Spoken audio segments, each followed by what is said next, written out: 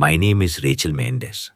I'm 29 years old, and this is how I took revenge on the person who destroyed my life and made me feel like silence was my only weapon. The rain tapped lightly against the windshield as Rachel sat in her parked car outside the courthouse. Her hands rested on the steering wheel, unmoving. The engine was off, but her mind raced. In the rearview mirror, she caught a glimpse of her own eyes. Too tired, too hollow to belong to someone her age. She took a slow breath.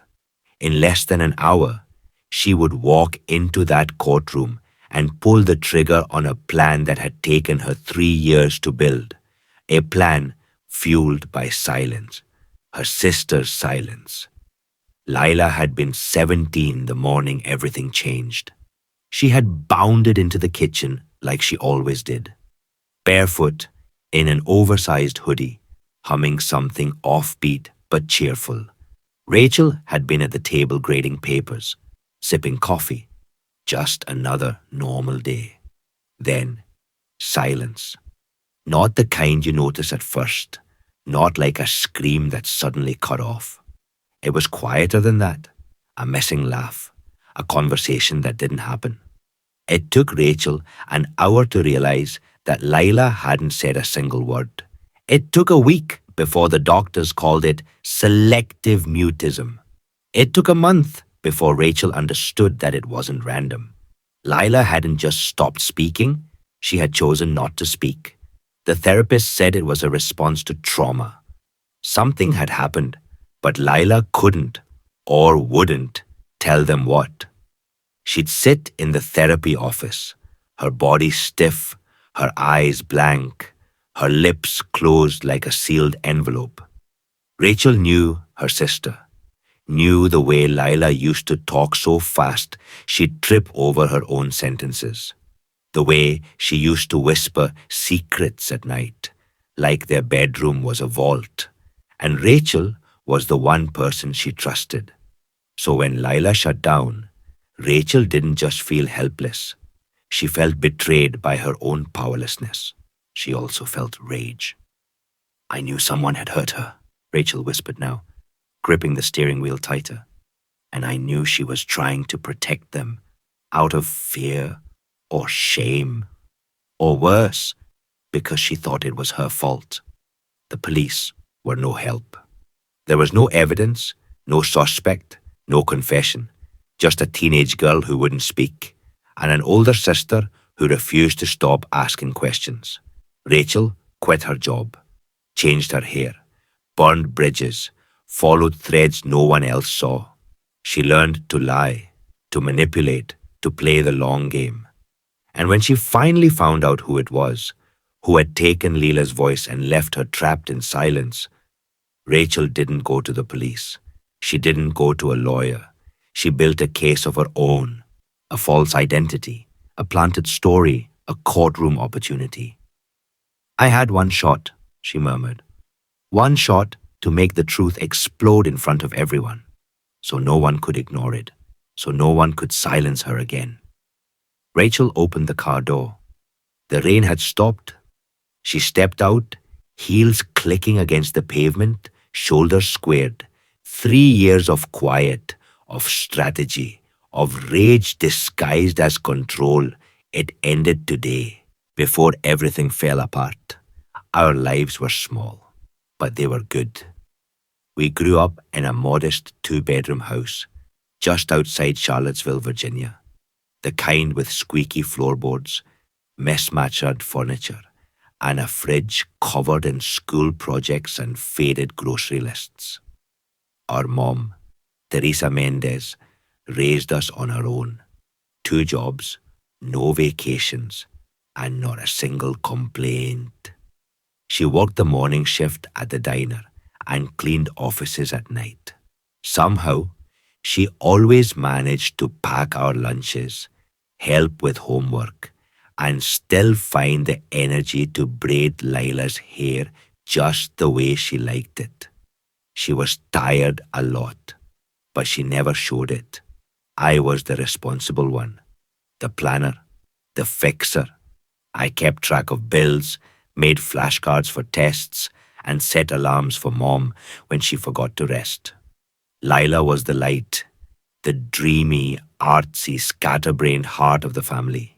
She painted murals on our bedroom walls in watercolor, turned shoeboxes into dioramas, and talked endlessly about colors like they were people she knew. We weren't just sisters, we were a team.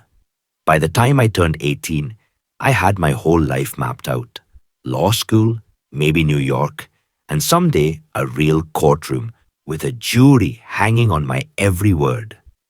But life has a way of rearranging your plans. Mom got sick during my final year of law school. Some autoimmune thing the doctors caught too late. I came home every weekend at first. Then I started missing classes. By the time she passed, there wasn't much of a decision left to make. Lila was 15, a freshman in high school, all knees and elbows, still wearing galaxy print leggings and painting her backpack with acrylic suns. She needed someone, so I stayed. I became her legal guardian at 25, a title no one prepares you for. We managed. I took a job at a small firm downtown, Hartley and Grant. Nothing flashy. Mostly property disputes and wills with the occasional messy divorce. It wasn't New York, but it was solid, and it paid the bills. Lila flourished. She joined the art club, stayed up late working on canvases, got into the honors program. She was social, open, goofy, in a way only people who feel safe are allowed to be. We cooked together. We binge-watched courtroom dramas. We were happy. Then came him, Tyler Grant, senior partner, early 40s, Ivy League jawline, polished and self-assured in that effortless way powerful men tend to be. Everyone respected him. The judges, the clients, the associates, especially the female ones. At first, I thought he respected me too. He noticed my work, invited me to sit in on high-profile client meetings, gave advice, praised my instincts, introduced me at firm events like I belonged. I see potential in you, he told me once. You've got the mind for the courtroom and the steel to handle it. I was flattered, grateful even. I didn't see it yet. Then Lila came to the office one afternoon. Her school had a half day, and I couldn't leave a meeting. She waited in the reception area for an hour, sketchbook in hand.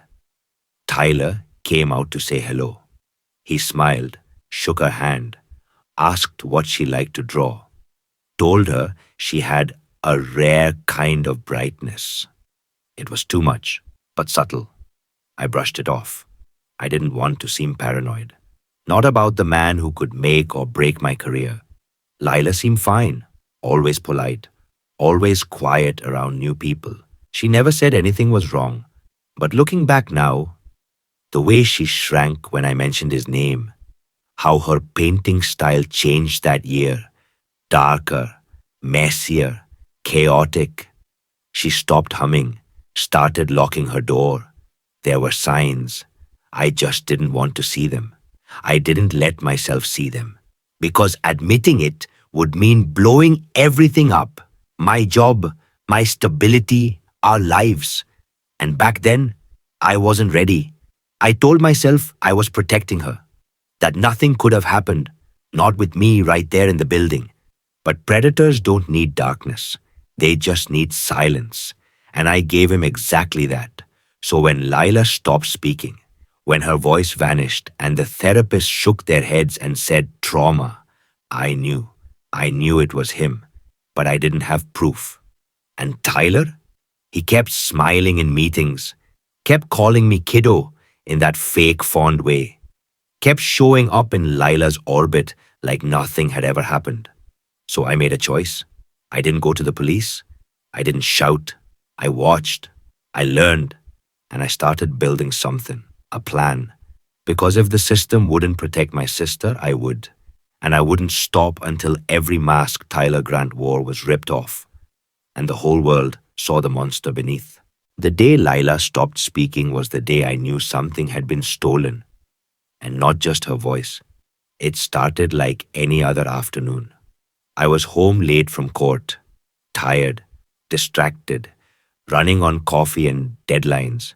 I walked in, expecting to hear Lila's usual greeting from the living room, maybe the hum of music from her speakers, but she wasn't there. I found her upstairs instead, sitting on the edge of her bed, still wearing her school clothes, staring at the floor like the air had turned to glass. Her sketchbook was close beside her. Her hands were clenched. Hey, I said gently, stepping inside. Everything okay? She didn't look at me, just nodded, barely. You're home early. Another nod. No words. It wasn't until the next morning that I realized something was deeply wrong. She came downstairs, backpack in hand, already dressed, silent as a shadow. I smiled, offered breakfast. She shook her head. Lila? I asked, lightly at first. You okay? Nothing. I tried again. You sick? What's going on? Still nothing. No complaints, no tears, just nothing. That's when the panic started. I called the school. No incidents reported. I called her friends. They didn't know anything. I begged her to write something, just so I could understand. She scribbled on a post-it. I'm fine. Don't worry. But I did worry. I took her to the doctor, then a therapist, then a child psychologist in Richmond. Each visit ended with the same frustrating diagnosis: selective mutism. Trauma related, they said. It may pass with time. But I knew my sister. This wasn't nerves or shyness. Something had happened, and whoever had done it was counting on her silence. I dug through her room while she was at school, not proud of it, but desperate. No journal, no alarming texts, nothing obvious, except one thread, an old group chat with friends, casual, forgettable, until I noticed one message buried weeks back. Started helping out at Rachel's firm today. Tyler said it's just for the summer. Said Rachel knew. I froze. Helping out? At my firm? I scrolled further. It's just an assistant thing, filing, making copies. He said I seemed mature. He said not to make it weird. It's only once or twice a week. My stomach dropped. I never approved any internship. I never heard a word about it.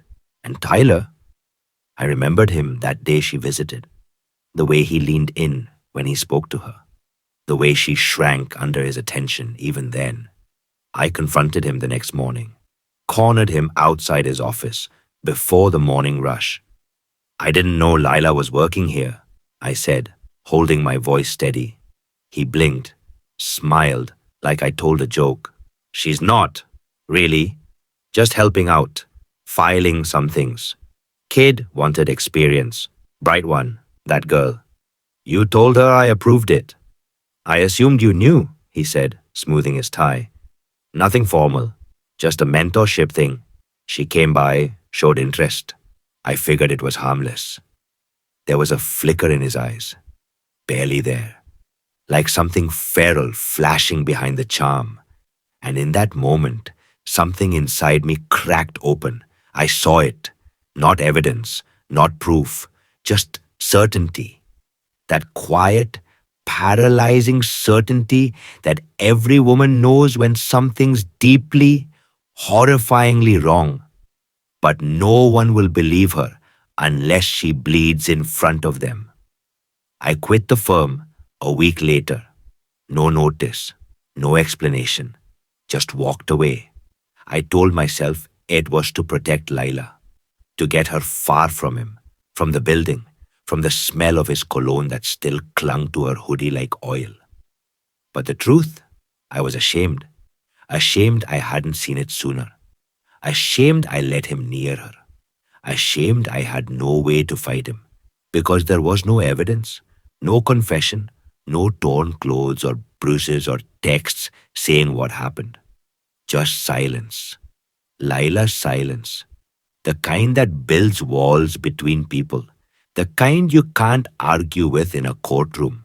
So I stopped asking her what happened. I stopped pushing and I started digging. I didn't care how long it would take, I would find the truth, even if I had to destroy everything to do it. I had no proof. No one believed me, and she wouldn't or couldn't tell me. That's when I stopped being a sister. I became a weapon. I started where most people don't, in the dark corners of the internet, forums, academic journals, survivor blogs, Reddit threads filled with broken grammar and raw, unfiltered pain. I searched for anyone like Lila, teenagers who had suddenly stopped speaking, artists who used shape and color to scream what their mouths couldn't. I learned more from strangers than I ever did from doctors. Silent trauma wasn't rare.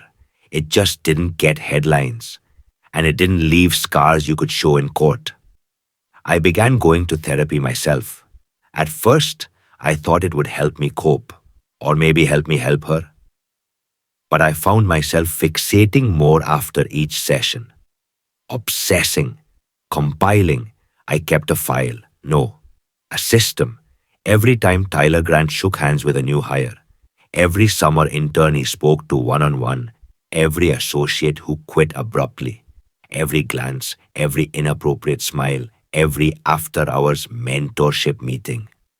I created burner social media accounts and followed him, followed people around him, commented on law student threads, pretending to be an eager 1L looking for advice. Slipped questions in, listened to what they didn't say. Then I hired a private investigator, cashed out the last of my savings. He came up dry at first. Tyler was clean on paper. No lawsuits, no formal HR complaints, no criminal record, not even a traffic violation. But when I posed as a journalist doing a profile on women in law, the cracks started to show. I called old employees. Most wouldn't talk. Some hung up the moment I mentioned the firm's name. But two women, both interns from 6 years ago, spoke to me under fake names. He gave me weird vibes, one said. Always called me sweetheart, touched my shoulder a lot. The other paused before admitting. I felt like I had to laugh at his jokes, or else he'd stop helping me. One time, he followed me to my car, said it was for my safety. Neither wanted to go on record. Both said the same thing. He's powerful, and he was. Tyler's charm wasn't just smooth, it was systemic. He was the system, the kind of man who played golf with judges and toasted champagne with donors. I filed a civil complaint, outlined everything I could: the hidden mentorship, the unsolicited internship, the timeline around Lila's breakdown. It was dismissed in 2 weeks. No concrete evidence, no corroborating witnesses, circumstantial. I wasn't surprised, but it still crushed me. After that, things started to turn. My old mentor at the firm, the one who once called me the sharpest mind of her class, sat me down at a coffee shop. Rachel, she said softly, eyes scanning the room, you have to stop. You're going to ruin your career. My career's already ruined, I said. Then don't ruin your life too. I walked out. Bills piled up. Therapy for Lila, rent, groceries. I worked nights as a paralegal assistant at a different firm and picked up freelance editing gigs online. Slept 4 hours a night, max. People I thought were friends started ghosting me. I'd see their stories online, parties, baby showers, promotions, and feel like I was staring through glass. But Lila started painting again. Not like before, not in pinks or blues or whimsical trees with faces. Now it was all jagged shadows, faceless figures, red splatters and streaks of grey. She didn't explain. She never needed to. One night, I found her newest canvas propped against the wall. A girl, small, silent, sitting in a corner, and above her, a towering figure, no face, just a black suit and a hand resting on the girl's shoulder. My throat closed. I dropped to my knees. Lila was speaking. She had been speaking the whole time through her art. I didn't say a word. I just hugged her, and for the first time in months, she didn't flinch. That's when I made a decision.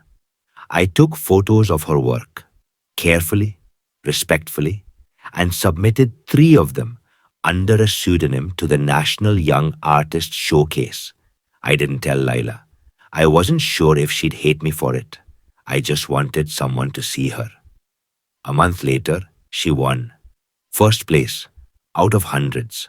Her painting, the painting, went viral on a trauma survivors forum. The caption was simple: My sister doesn't speak, but she paints. And then, one night, I got the message. I saw your sister's work. I know who he is. I believe you. Let's talk. It came from a woman named Marissa. She'd interned at Hartley and Grant 4 years ago. She had been 19, a college sophomore, and she had a story, not vague feelings, not innuendo, a story. I didn't say anything back then because I thought it was my fault. She told me over the phone. But when I saw that painting, I knew. That girl, that was me.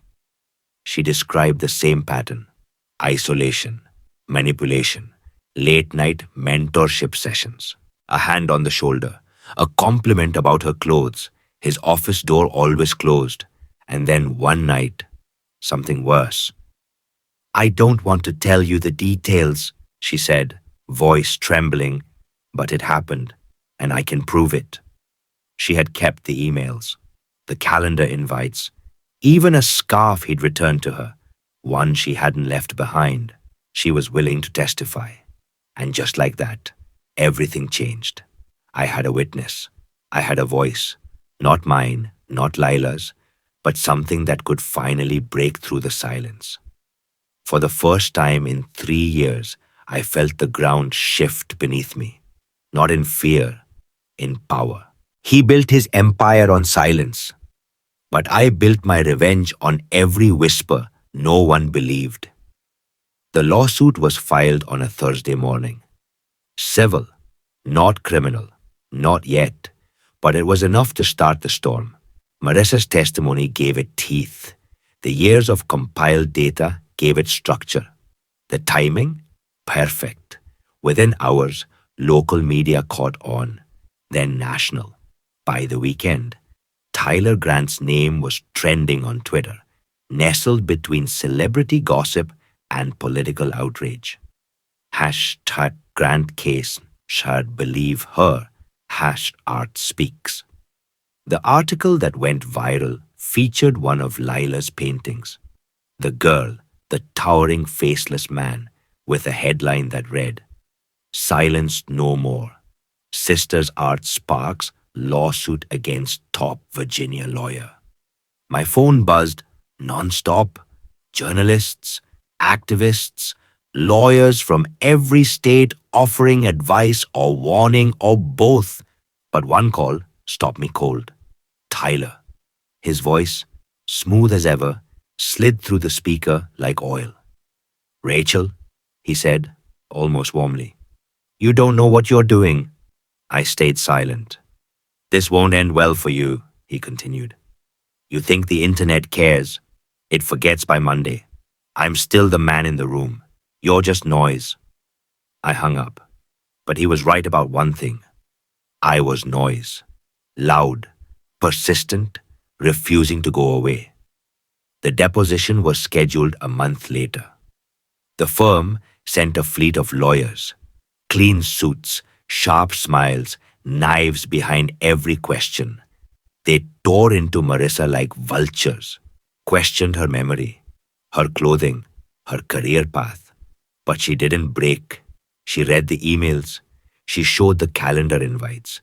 She opened her old messages and stared down the men who once made her feel small. Then it was my turn. I took the stand. swore in, looked directly at the judge. I didn't speak as a lawyer. I spoke as a sister. I told them about Lila at 15, how she danced while brushing her teeth, how she used to draw stars in the margins of her math homework. I told them about the day she went quiet, how silence became our third roommate, how I stopped hearing laughter in our home. I showed them the timeline, the internship, the messages Lila had sent. Then I showed them her art, the gallery of grief, anger, memory, each piece more vivid than the last. She may not speak, I said, voice shaking, but my sister screams in every one of these. The courtroom was still. Then the door creaked open. I turned. Lila, wearing a black dress, her hair pulled back, holding the painting, that painting, the one with the faceless man. Everyone turned as she walked slowly to the front, her footsteps echoing against marble and silence. She stopped beside me. Her hand shook slightly as she held the painting up for the room to see.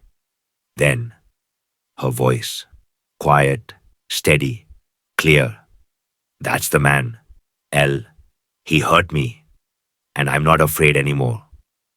A collective gasp rippled through the room. One juror started crying. The court reporter paused, hands trembling over the keys.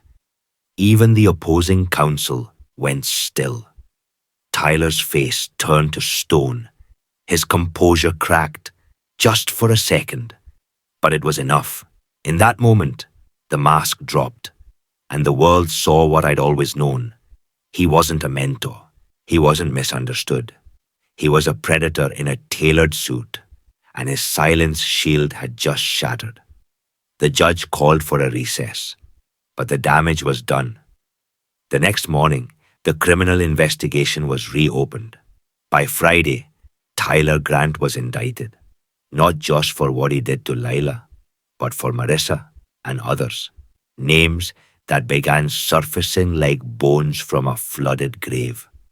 The civil case ruled in our favor, but the real victory wasn't money or headlines.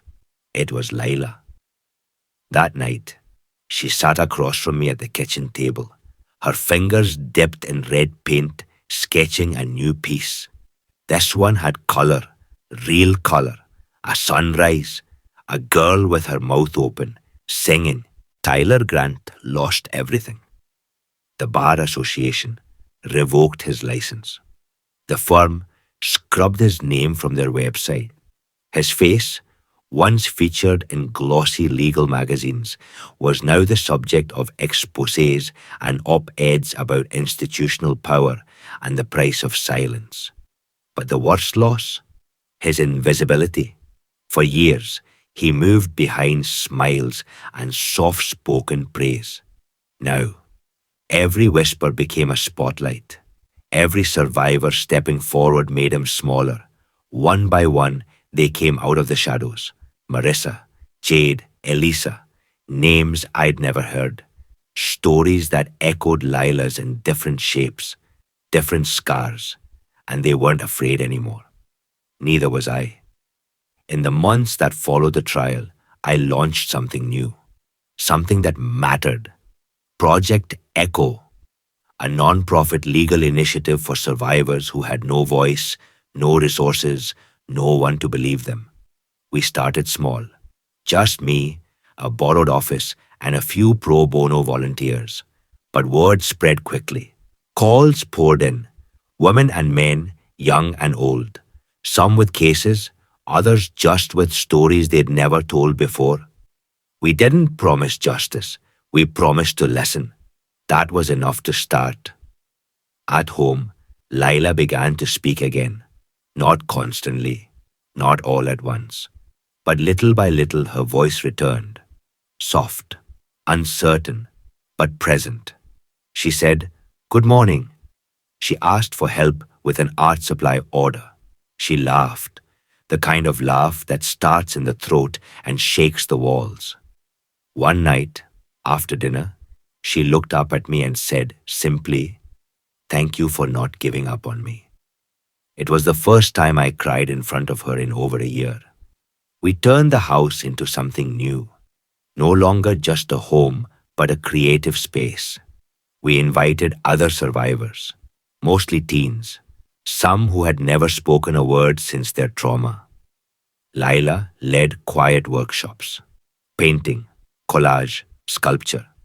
She showed them how to tell stories without sound. She called it the still room. No one had to speak, but everyone was heard. And me? I stopped chasing ghosts, stopped watching Tyler's name in the news, stopped needing to prove anything.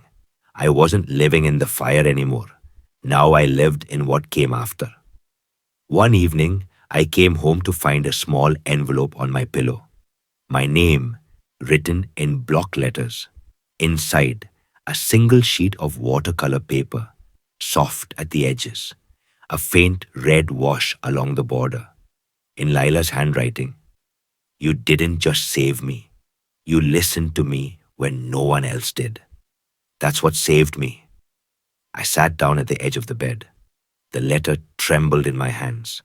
I didn't cry from grief or guilt. I cried from release, from the deep, aching knowledge that the war was over and we had won, not because we destroyed him, but because we found each other again, in the quiet, in the art, in the truth, and because silence was no longer the enemy. It was just a language we learned to translate, together. They said silence is weakness, but they were wrong. Silence was the fuse, and when my sister finally spoke, she burned the whole thing down. The sun had started to set, casting warm amber light across the hardwood floors of the studio. Rachel sat cross-legged beside Lila, both of them in worn, paint-splattered jeans. The walls around them were no longer blank. They were alive, with color, with rage, with hope. Paintings from other survivors filled every inch, hands reaching, eyes staring, mouths open in mid-scream, mid-song, mid-story. Lila dipped her brush in violet and added a final stroke to the canvas in front of her. A girl with her feet planted firmly in the earth, her hair like flames. Rachel watched her quietly, then said, mostly to herself, it wasn't the courtroom that ended it. It wasn't the lawsuit or the headlines or even the verdict. She turned toward her sister, voice soft. It ended when she stopped protecting him and finally chose herself. Lila looked over, eyes shining but steady. She smiled, a real one. And for the first time in hours, days, maybe years, she spoke. I'm not afraid anymore.